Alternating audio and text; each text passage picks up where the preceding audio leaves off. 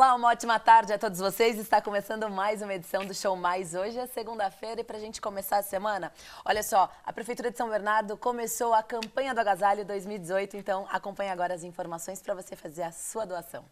Agora vamos falar sobre algo importante. A época do frio chegou e há várias coisas legais para se fazer durante esse tempo, não é verdade? Mas nenhuma delas é mais legal do que ajudar o próximo. Você sabia que aquele casaco esquecido dentro do armário ou a jaqueta que está apertada e você nem usa mais pode aquecer o coração e o inverno de outra pessoa? Pois é, participe da campanha do Agasalho de São Bernardo 2018. No site www.sambernardo.sp.gov.br você encontra todos os pontos de doação. Não demore, pois há uma pessoa esperando por você, por seu gesto de carinho. Mas é importante doar roupas em bom estado. Seu ato vai beneficiar milhares de famílias a enfrentar o inverno com mais segurança, dignidade e calor humano. Todas as doações são encaminhadas às entidades assistenciais e serviços municipais com atendimento ao público. Não esqueça, você encontra todos os pontos de doação pelo site www.sambernardo.sp.gov.br ou, se preferir, ligue no 011 2630 4046. Campanha do Agasalho São Bernardo do Campo 2018. Nesse inverno, aqueça o coração. Ó, o meu coração já está aquecido e eu já fiz a minha doação. Então, portanto, você separa aquela peça que está guardadinha, que você não usa mais, e faça a sua doação. O Show Mais de hoje recebe aqui em nossos estúdios ele que é fundador e presidente do Instituto Mises Brasil. Hélio Beltrão, seja muito bem-vindo. Muito obrigado, Gabi. É um prazer estar aqui com vocês. Hélio, eu já começo te perguntando, então, o que é o Instituto Mises Brasil? O Instituto Mises, ele divulga ideias referentes à liberdade, à filosofia. A gente critica muito o governo, que é um governo enorme, que nos atrapalha com burocracia, impostos e tal. Então a gente divulga estudos, livros, publicamos livros, fazemos conferências e discutimos essa coisa de Brasil em geral. Ele existe fora do Brasil? Existem outros institutos que têm o nome de Instituto Mises, porque esse economista que veio da Áustria ficou muito famoso e muitas pessoas ao redor do mundo quiseram homenageá-lo. A gente é mais um aqui no Brasil que gosta dele. E por que você decidiu, então, montar esse instituto? Conta um pouquinho da história. Por que essa gana em falar de política, mas não partidária? Sim, a gente gosta de ideias puras, de dizer o seguinte: o que é o ideal? O que a gente deveria fazer para a gente ter um Brasil melhor, que traga mais prosperidade para as pessoas, que diminua a desesperança do brasileiro? Então a gente fala do mundo ideal. Algumas dessas ideias parecem mais práticas, outras menos práticas. Eu resolvi fundar um instituto porque eu me dei muito bem com essas ideias na minha vida de negócios e na minha vida pessoal também, e eu achei que eu teria que devolver isso para a sociedade. Então a gente disponibiliza uma opção de coisas de graça e a gente coloca aí à disposição para o pessoal que se interessar por ideias, por um Brasil melhor. E você pode citar um pouquinho dessas ideias para a gente? Olha, eu acredito, e a gente no Instituto acredita, que não existe nada mais eficiente que o pleno exercício da nossa liberdade, né? Você buscando seus ideais de autorrealização é o que vai trazer felicidade para você, que vai trazer prosperidade para a sociedade. Então, essas são as ideias básicas do Instituto Mises. A gente acha que a liberdade funciona melhor que outras pessoas te tutelando, dizendo o que você tem que fazer da vida, obrigando você a fazer alguma coisa ou deixar de fazer alguma coisa. A liberdade, Gabi, é o que mora entre o que é proibido e o que é obrigatório. A coitadinha da liberdade do Brasil fica espremida entre o que é proibido e obrigatório, porque todos os dias nas assembleias os sujeitos vão lá apertar o botão para proibir mais uma coisa, para obrigar a outra, e a gente fica cada vez com menos escopo para exercer essa nossa liberdade e trazer então felicidade para a gente, para a sociedade. Olha, mas você não acha que isso já está na cultura do brasileiro? Quando a gente nasce, né, que você vira pai ou mãe, você já começa a falar o que é certo, o que é errado, o que tem que ser feito, o que não tem, e você começa a criar dispositivos na cabeça das crianças, que quando eles crescem, amadurecem, eles já estão com esses dispositivos implantados, e aí já é cultural do nosso país isso. Olha, eu não acredito muito na cultura, não. Eu acredito que essa tal da cultura é uma desculpa para comportamentos que a gente tem. E no Brasil, efetivamente, a gente tem pouca liberdade, porque o governo, efetivamente, de cima para baixo, obriga e proíbe coisas. Se você deixasse os brasileiros livres para optar, eles assumiriam muito mais a responsabilidade sobre suas vidas e sobre o que fazer. Mas o governo já diz tanto o que a gente tem que fazer e tira tantos recursos e impostos para dizer, não, nós vamos resolver, nós, governo, vamos resolver os problemas sociais através da nossa gestão. E o brasileiro, então, fica meio que sem opção. Sou eu que vou culpar o brasileiro por aceitar e acatar, já que o governo diz que ele que vai fazer tudo e depois não resolve? Então é difícil essa situação, mas eu não acho que seja cultural. Se o governo desse passos atrás, o brasileiro assumiria a responsabilidade e ocuparia esse espaço. Como assim? Vamos, por exemplo, Bolsa Família. Bolsa Família. O governo diz o seguinte, a gente precisa do Bolsa Família e nós aqui do governo que vamos resolver o problema, seja da fome ou resolver o problema dos mais desamparados. O que acontece com a gente, Gabi? A gente fala o seguinte, olha, já que é o governo que está resolvendo o problema dos desamparados, e eu já pago tanto imposto, por que eu vou fazer alguma coisa? Eu vou lavar as mãos, afinal eu já pago, eu já faço por isso. Isso que o governo falou que ia fazer, eu já pago todos os meus impostos, que não são pequenos, então por que eu vou fazer? Isso tira a nossa responsabilidade. Se você desse a opção às pessoas de optar aqueles impostos que estão indo para programas sociais, assistencialistas, você poderia ter a opção de dar para o governo, mantendo o sistema atual, ou contribuir, por exemplo, uma ONG, uma organização social que fizesse o trabalho de atender esses desamparados. Se você tivesse essa opção, você optaria por seguir dando para o governo? Será que o governo não é uma tecnologia ruim para fazer esse serviço? É possível que, se você optasse pela organização social, você fosse lá verificar se efetivamente estaria acontecendo aquilo, se está chegando na pessoa que tem que chegar, se é o suficiente. Você vê olho no olho, não confia num papel que está escrito que aquela pessoa tem que receber, que acontece muito no Brasil, muita fraude também. Então, a responsabilidade voltaria para nós. Nós passaríamos a ter que cuidar dos desamparados, que é um trabalho nosso, porque o dinheiro, Gabi, você sabe, não nasce em Brasília. Todo o dinheiro que eles usam para esse tipo de coisa saiu do bolso de nosso bolso. Não que você seja contra, então, os programas sociais. Você é contra o formato que o governo utiliza essa verba para aplicar os programas. É exatamente isso. A tecnologia de usar o governo para resolver esse problema é ruim. A sociedade tem que resolver esse problema e ela vai resolver melhor do que o governo resolvendo. Quais outras formas que vocês enxergam a política no país? Por exemplo, no tema de segurança pública. Olha, segurança pública é um tema muito complexo, mas tem uma questão específica que me incomoda. A gente vê que a maior parte da violência nos grandes centros urbanos, Gabi, é de gangues, máfias, gangues de drogas, principalmente, e máfias que estão voltadas em torno do assunto droga. Então, quando uma substância, por exemplo, é proibida, a gente vê, por exemplo, nos Estados Unidos, quando fizeram isso com o álcool, quando proibiram o álcool lá na década de 20 do século passado, apareceu o Al Capone, todas essas máfias, tiroteio para tudo quanto é lado, muito parecido com o que a gente vive no Brasil. Será que a gente não teria que repensar a questão de essa proibição das drogas, afinal? Porque é isso que está viabilizando essa guerra urbana. E não só isso, Gabi. Os traficantes são obrigados a comprar a polícia para poder operar, são obrigados a comprar políticos para poder operar, são obrigados, inclusive, a comprar parte da Polícia Federal para conseguir trazer armamento para o Brasil e trazer a droga de fora. Então, isso aí é uma fonte de grande corrupção de toda a nossa política. E a gente está vendo o que está acontecendo. Aqui, o nosso vizinho, a Venezuela, já virou um narco-estado. As pessoas pouco prestam atenção nisso, porque fala-se muito do Maduro, mas o Estado que está no entorno do Maduro já é todo envolvido com o tráfico de drogas. É um narco-estado. Eu espero que o Brasil não vá nessa direção. Um segundo ponto, só para completar, Gabi, um segundo ponto da violência, que eu acho que é importante também salientar, e são muitos temas, tá? Mas eu acho que esse é o ponto das drogas é importante. Um segundo, rapidamente, é que o brasileiro não pode se defender. A gente não pode ter arma. Como é que a gente vai lidar? A gente vai contar que a polícia vai aparecer no momento que a gente está tendo um problema de violência? Você vai ligar para 190 durante um assalto, a gente não tem a chance da primeira resposta, porque é proibido você deter uma arma. Eu não acho que todo mundo deveria ter uma arma, mas algumas pessoas que são preparadas e gostariam de ter, não podem ter.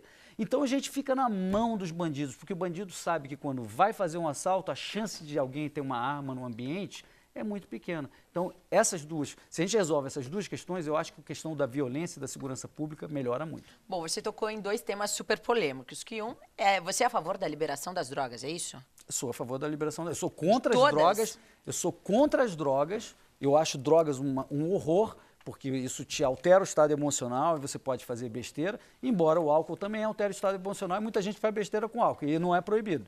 Mas eu sou a favor da liberação de todas as drogas e eu acho que as pessoas têm o direito a fazer besteira. O que ela não pode é agredir terceiros. Se consumir alguma coisa e fizer mal para alguém, tem que ser pego.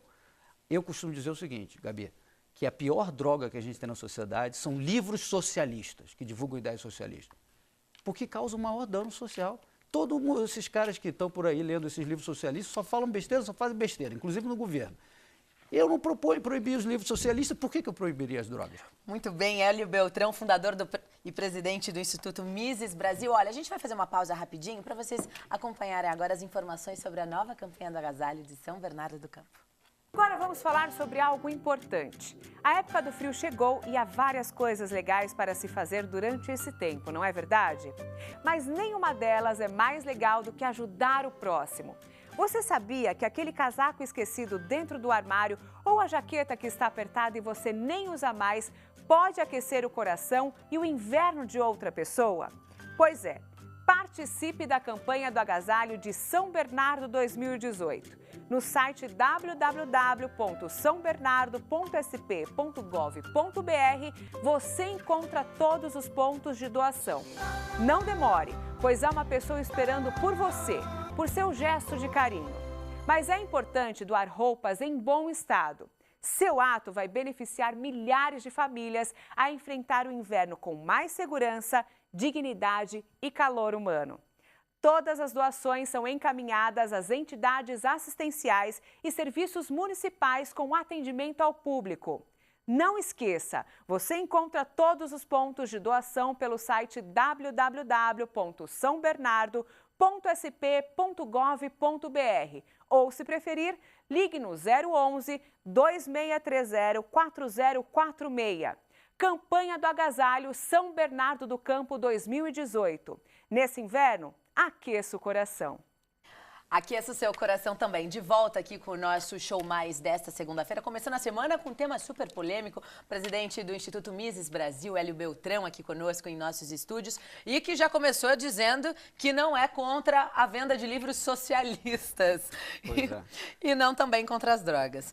Você também falou sobre a violência e sobre o porte de arma, que também é uma agenda que está pautada no cenário nacional, inclusive em Brasília tem se falado muito, né, dessa situação. E o pré-candidato presidenciável Bolsonaro, ele fala sobre essa liberação, né, do porte de arma. Queria que você comentasse um pouquinho mais sobre isso, então. Olha, a Câmara dos Deputados já me chamou como especialista para falar sobre a questão da liberação do porte de armas e a revogação do Estatuto do Desarmamento. Eu sou plenamente a favor da revogação do desarmamento, não só porque houve um plebiscito em que o brasileiro já disse que gostaria de poder ter armas, se ele assim se sentisse preparado e quisesse ter.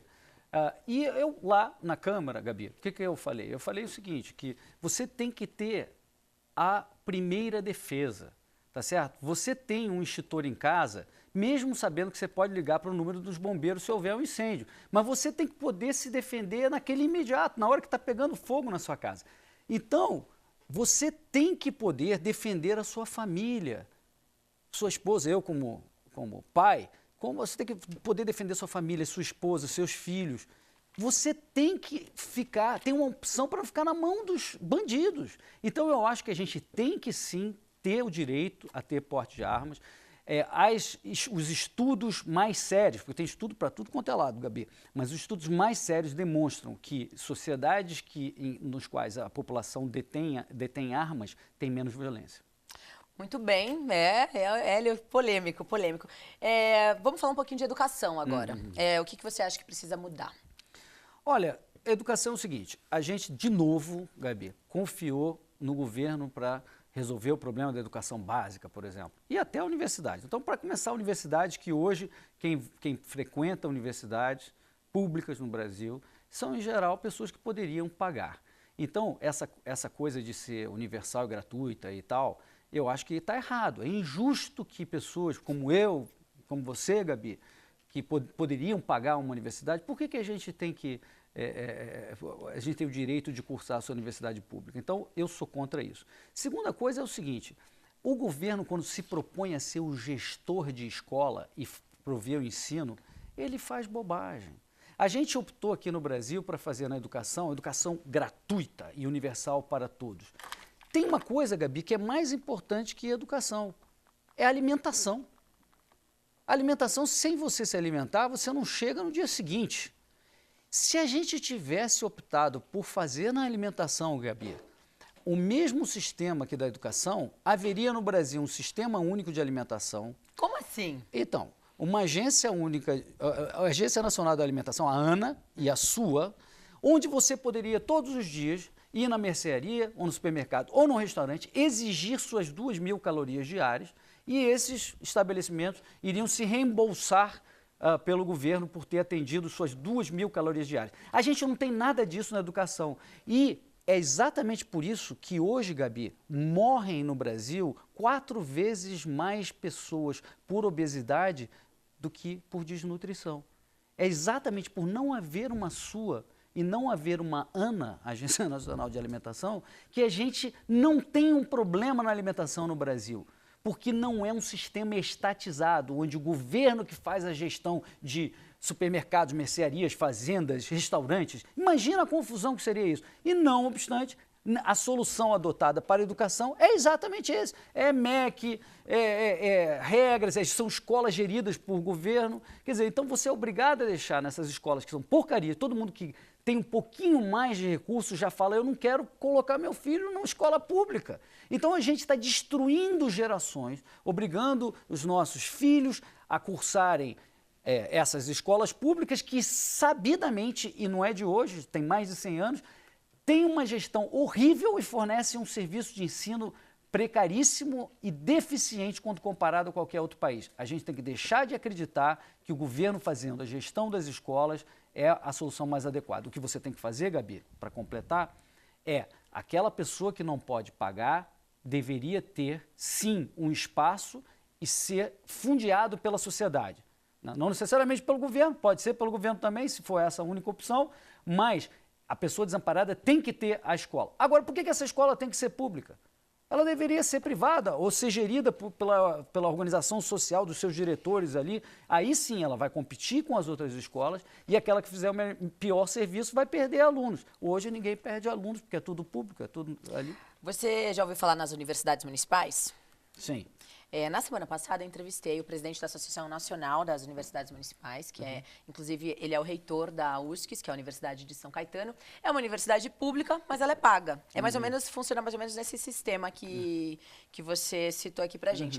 Você acredita que se nesse formato as universidades adotassem, por exemplo, os municípios, cada município tivesse uma universidade pública, mas que ela fosse paga, que toda a... Porque, por exemplo, na USCS, toda a verba revertida, ela é reinvestida nela mesma. Então, os alunos pagam uma mensalidade X e não tem mantenedor. E está entre uma das melhores, assim, pelo menos do estado. Você acredita que nesse formato poderia ser uma solução para o país? Olha, eu acho que é um pouco melhor você ter uma universidade onde as pessoas que podem pagar, paguem, e você só fornece a bolsa para aquela pessoa que não pague.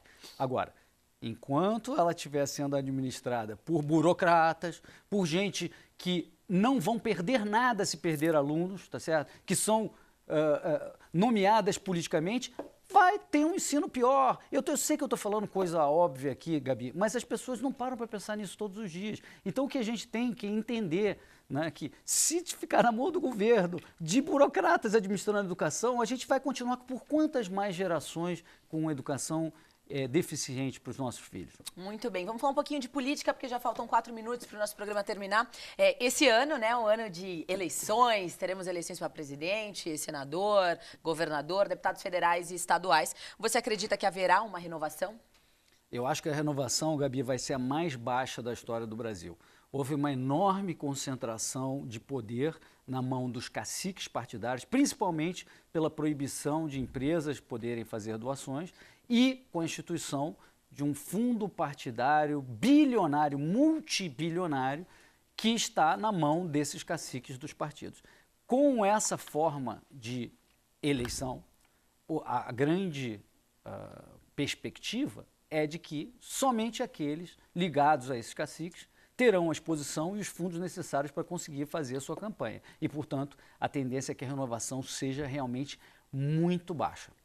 Vamos falar um pouquinho, então, agora do Instituto Mises, né? Eu vi que você trouxe um livro aqui. Fala um pouquinho do livro pra gente, conta, porque a gente já está chegando no nosso finalzinho, passou voando o programa. Boa, Gabi, obrigado. Esse livro é o livro As 6 Lições, é o livro que a gente mais vende, é um livro baseado em 6 palestras do Ludwig von Mises, que dá nome ao meu instituto. Eu acho que você vai gostar muito, porque é um livro pequenininho, fininho, separado em 6 palestras: capitalismo, socialismo, intervencionismo, inflação, investimento estrangeiro e política e ideias. Cada um pode ser lido separadamente e é o nosso mais vendido. Já foi baixado esse livro gratuitamente do nosso instituto milhares e milhares de vezes, e a gente vende, está em todas as livrarias. Se vocês quiserem comprar, é só buscar nas livrarias de maior renome, tá aí. Eu deixo aqui para você de presente, Gabi. Obrigada, eu que gosto um pouco de livro. Eu quero um autógrafo depois. Eu psicografo pelo Mises. Ô, Hélio, o instituto de vocês também dá alguns cursos para quem quer se atualizar da política. Vão muitos jovens procurar vocês? Como é que funciona isso? Gabi, é impressionante. O nosso público é garotada de 15 a 25 anos de idade. O público do Bolsonaro, então, né? Dizem que é realmente, o Bolsonaro tem muita adesão nesse público mais jovem. A gente tem assim, essas ideias de liberdade econômica. O Bolsonaro também defende isso. Tanto é que ele escolheu um grande liberal como o grande assessor econômico dele, que provavelmente, se ele for eleito, será o ministro da Fazenda, que é o Paulo Guedes. É um craque, viu, Gabi? Esse cara é um craque. Olha, estou sentindo que você já tem um viés aí, já tem seus candidatos definidos. Não tenho candidato definido nenhum. Só estou levantando o ponto de que eu acho que a garotada está querendo, seja Bolsonaro, que eu não sou eleitor do Bolsonaro, porque ele tem um lado um pouco autoritário, né? Mas na parte econômica ele acerta muito. E estando com o Paulo Guedes, que eu conheço pessoalmente, é um craque, eu fico um pouco mais tranquilo. Muito bem, Hélio Beltrão aqui conosco hoje no Show Mais dessa segunda-feira. Vai voltar, viu? Porque eu tenho muito mais coisas para conversar com você. Obrigada pela muito presença. Obrigado, será um prazer. Fala o site, né, do seu instituto, deixa... Site do instituto, pessoal, www.mises.org.br.